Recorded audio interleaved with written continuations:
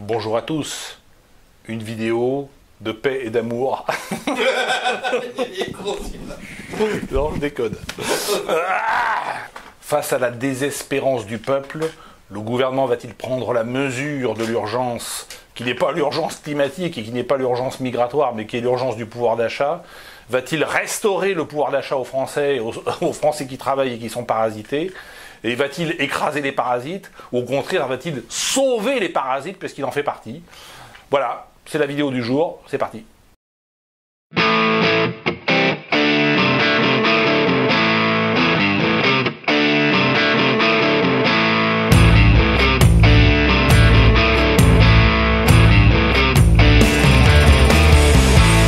Bonsoir mon commandant. Oui, bonsoir. Vous avez vu comme nous tous ici présents, les CRS, vous avez vu, c'est hallucinant, ils sont débordés. Moi il y a quelque chose qui m'inquiète. Vous ne pensez pas que Macron il va créer une unité musulmane au sein de l'armée française afin de tirer sur la foule? Alors, il y a déjà des unités musulmanes au sein des CRS et au sein de l'armée française, en tout cas des populations d'origine africaine ou musulmane qui ont été intégrées dans un certain nombre de régiments. Est-ce qu'il peut les utiliser comme garde prétorienne pour faire tirer sur la foule, pour faire tirer sur les petits blancs? C'est possible. Le problème, c'est qu'il prend à ce moment-là plusieurs risques. Le premier risque, c'est que la population française se révolte et que le masque des parasites tombe et que véritablement on passe de la révolte à l'insurrection. Ça, c'est le premier risque.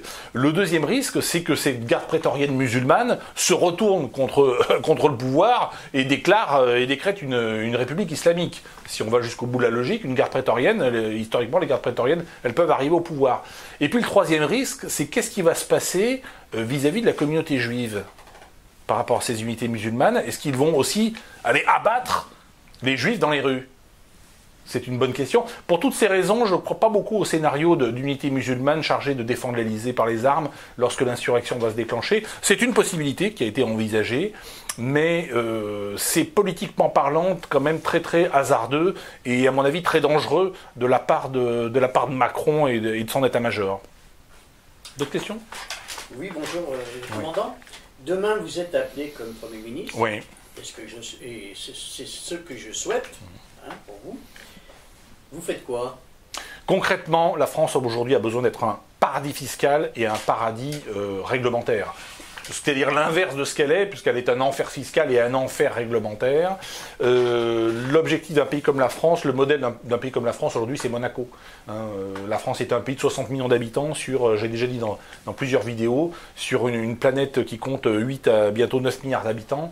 Donc nous ne pouvons plus être une puissance qui va se mesurer à la Chine, aux États-Unis, à l'Inde ou à d'autres puissances de cet acabit. Aujourd'hui, l'objectif stratégique que doit être le nôtre, c'est d'être un paradis fiscal et un paradis réglementaire.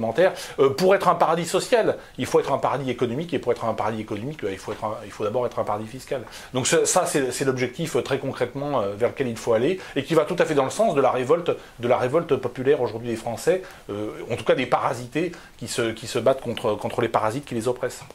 Oui, Macron a promis aux petits aux gilets jaunes, qui étaient les pauvres petits malheureux qui touchaient presque rien, il a donné une petite carotte à certaines personnes, mais pas à ceux qui sont au-dessous de 1 000 € par mois. Est-ce que vous pensez qu'il obéit aux ordres des Rothschild et de Jérusalem?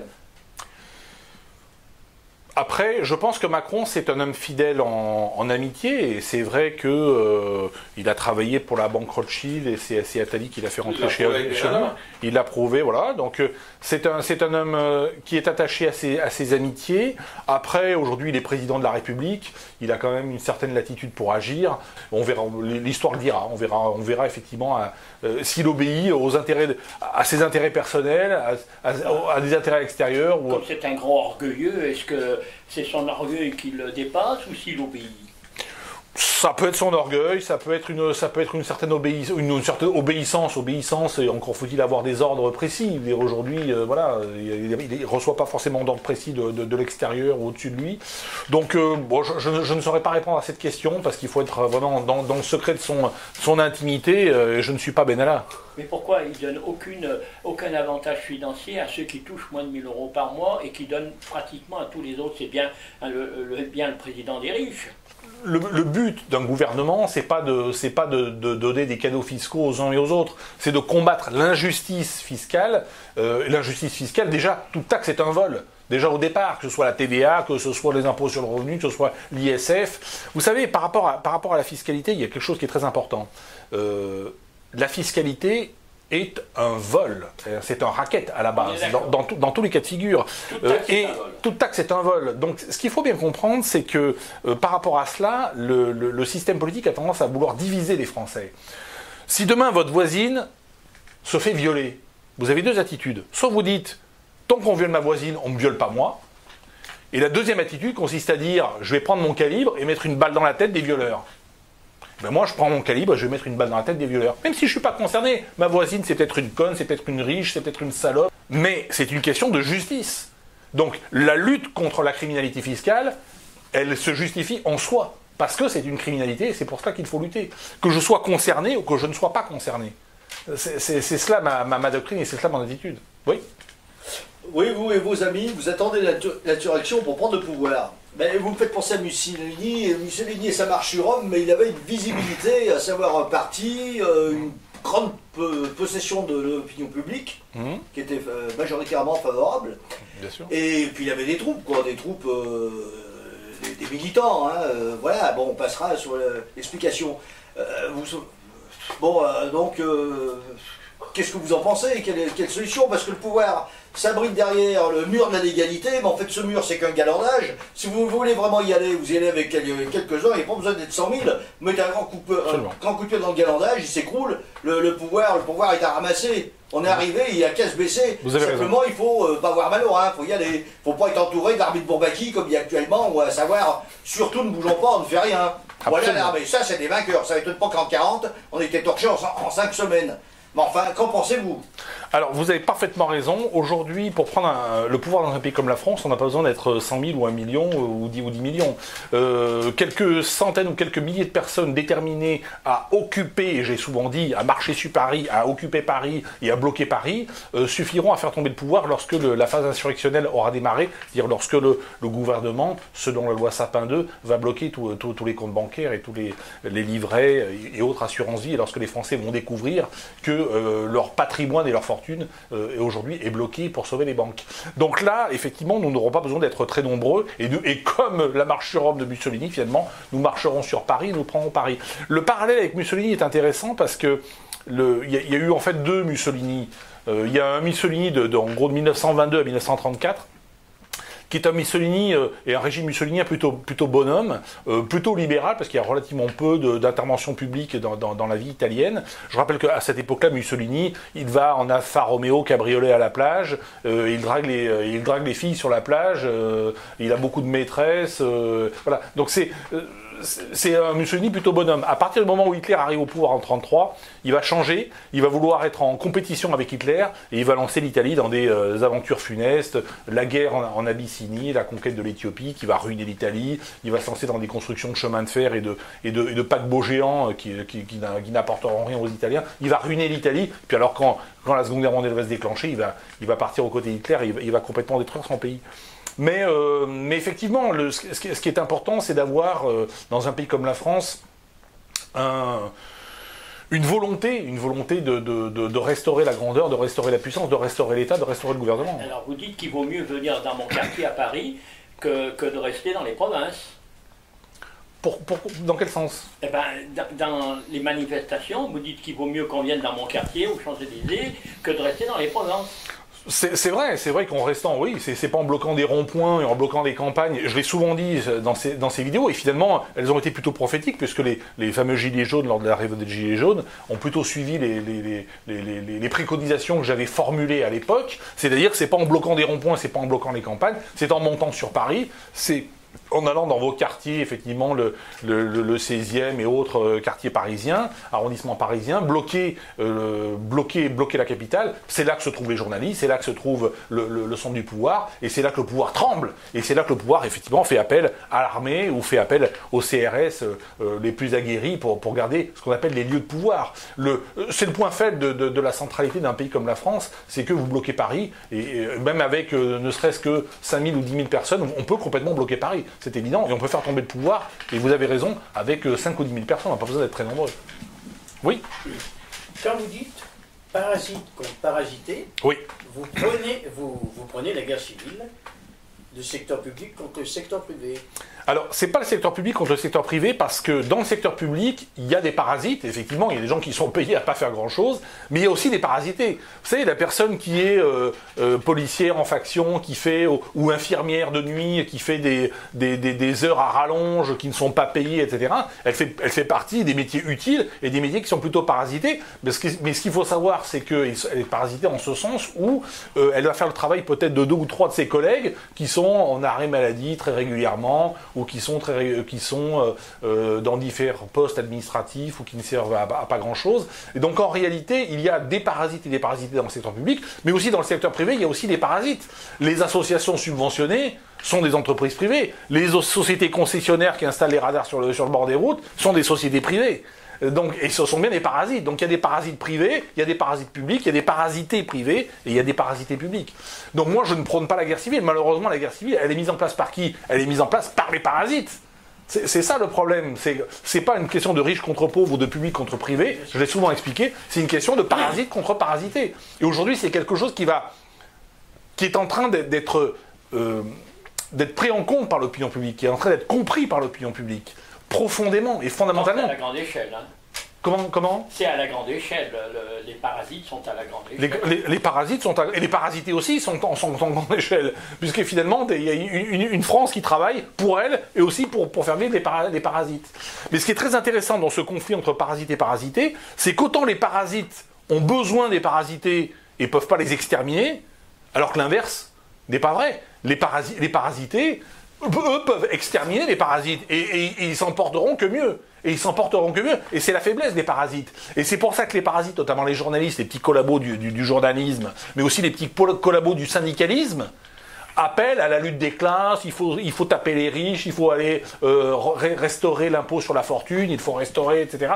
Parce qu'ils sont très inquiets. Ils sont très inquiets d'être désignés pour ce qu'ils sont, c'est-à-dire des parasites de la nation, des parasites du peuple, des parasites qu'il faut éliminer politiquement et peut-être même physiquement si on arrive véritablement à la guerre civile chaude. Pour l'instant, on est encore à la guerre civile froide.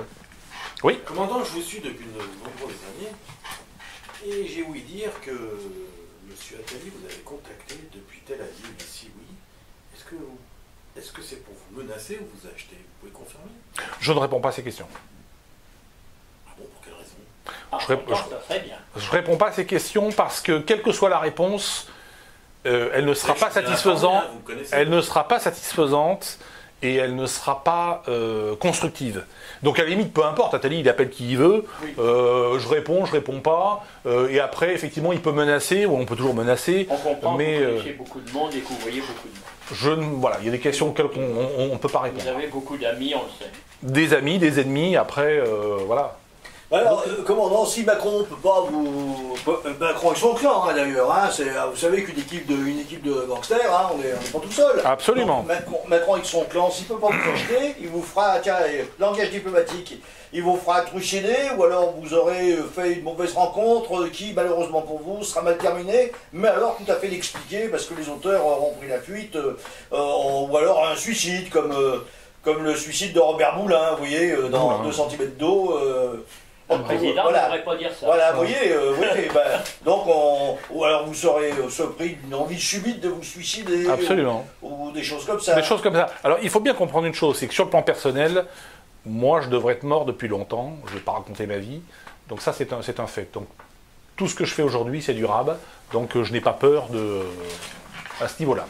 Sur le plan politique, ma disparition ne réglerait rien pour la Macronie et ne réglerait rien pour la parasitocratie finalement, puisque les 2 000 milliards d'euros de dette, ils sont toujours là, les Français en colère, ils seront toujours là, et je pense encore une fois que si Macron et ses acolytes et ses gangsters, comme vous dites, et ses associés de la parasitocratie veulent s'en sortir, peut-être qu'à un moment donné, il faudra faire appel à des personnes comme moi, qui sont des personnes, encore une fois, qui respectent une certaine éthique, qui respectent l'éthique de la liberté, qui dit fais ce que tu veux, à condition de ne jamais porter matériellement et volontairement préjudice à autrui. Donc moi, j'ai un certain sens de la justice, j'ai un certain sens de la politique, j'ai un certain sens du management et du commandement. Et éliminer quelqu'un comme moi, finalement, n'apporterait rien d'autre qu'une polémique, n'apporterait rien sur le plan politique et même poserait peut-être plus de problèmes qu'il n'apporterait de solutions. Donc en fait, voilà, un, je n'ai pas peur, deux, oui, ça n'apporterait rien, donc voilà, il faut... Commandant, vous ne pouvez pas nier que de toute manière la France va bientôt avoir besoin de quelqu'un de puissant, fort, qu'on appellera, les médias diront c'est un dictateur, mais enfin bon.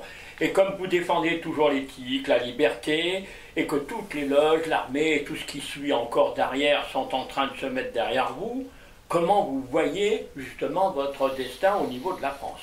Nous verrons cela, effectivement, les loges, l'armée, nous verrons bien ce qu'elle fera le moment donné. Et puis, il y a toute la dimension économique. Il n'y a pas les médias, hein, parce que les médias, ils sont non, achetés, donc les médias, voilà, les médias, c'est la dernière roue du carrosse. Après, il y a également toutes les forces économiques, voilà, les grandes entreprises. Donc après, on verra ce qu'il adviendra. On a vu dans les problèmes qu'il y a eu, aussi bien le Parti communiste que la CGT, ils n'ont pas soutenu les pauvres Français qui sont dans la misère. Hein. C'est la parasitocratie. Ils sont solidaires du gouvernement. Ils sont solidaires du gouvernement. De même que dans les banlieues, la parasitocratie des banlieues, finalement, ne s'enflamme pas outre mesure. Et en réalité, et quand elle intègre des mouvements de révolte ou quand elle intègre, on va dire la révolte, c'est pour réaliser quelques pillages, pour piller quelques magasins, ou bien c'est pour décrédibiliser finalement le mouvement des Gilets jaunes. Donc ils vous appelleront le dictateur. Nous verrons comment... comment les médias font. C'est pas vous l'apprendre. Mon commandant, si je peux me permettre, on a un parallèle avec les événements de 68, à savoir que les syndicats, comme actuellement, n'ont rien fait, au début, je parle, n'ont rien fait, les partis politiques, ils n'ont rien fait, après ils ont pris le mouvement pour aller à des accords, et c'est ce qu'ils voudraient certainement faire. Mais par contre, si vous mettiez, où l'on vous mettait en avant, alors là, ils seraient les premiers à dire « non », à crier avec leur slogan habituel. Absolument. Le prochain vrai chef du gouvernement devra affronter toute la parasitocratie, à commencer par celle des médias, à commencer par celle des syndicats. Trop d'avantages. Et trop d'avantages de la classe politique, et puis également de toutes ces grandes entreprises qui vivent des commandes publiques et qui contrôlent les médias. Parce qu'il faut savoir que les médias, c'est soit, effectivement, France Télévisions, où là, ce sont des employés de l'État, soit ce sont des entreprises médiatiques qui sont possédées par des grandes entreprises qui vivent des commandes publiques. Toutes les grandes entreprises médiatiques. Tous ces gens-là, j'espère qu'ils vont payer un jour. Ils paieront un jour. C'était beau. Ils paieront la note. Avec tous les avantages des anciens élus, chapeau. Hein. C'est la justice immanente. La justice immanente. Très très bon. Voilà. La justice immanente. Nous sommes aujourd'hui dans le sursaut citoyen. Très bon. Donc je vous félicite, sénateur, parce que vous êtes l'initiateur du sursaut citoyen. Donc là, il y a effectivement une légitimité populaire, une légitimité historique dans le cadre du sursaut. Le sénateur a raison. Le sénateur a raison. Il est à l'origine de cela. Restez à l'écoute de la chaîne. De nouvelles vidéos très puissantes vont arriver sur divers sujets. On a parlé un petit peu du sujet d'Israël. Il y a une vidéo particulière sur Israël qui va passer très récemment. Israël qui aujourd'hui est menacé d'un danger nouveau et un danger qui vient d'elle-même. Donc je ferai une vidéo spéciale là-dessus parce que je sais qu'un certain nombre d'internautes sont intéressés sur ces sujets-là. Eux aussi vont subir. Eux aussi vont subir quelque chose d'assez grave, assez rapidement. Voilà. Merci à toutes et à tous et je vous dis à bientôt.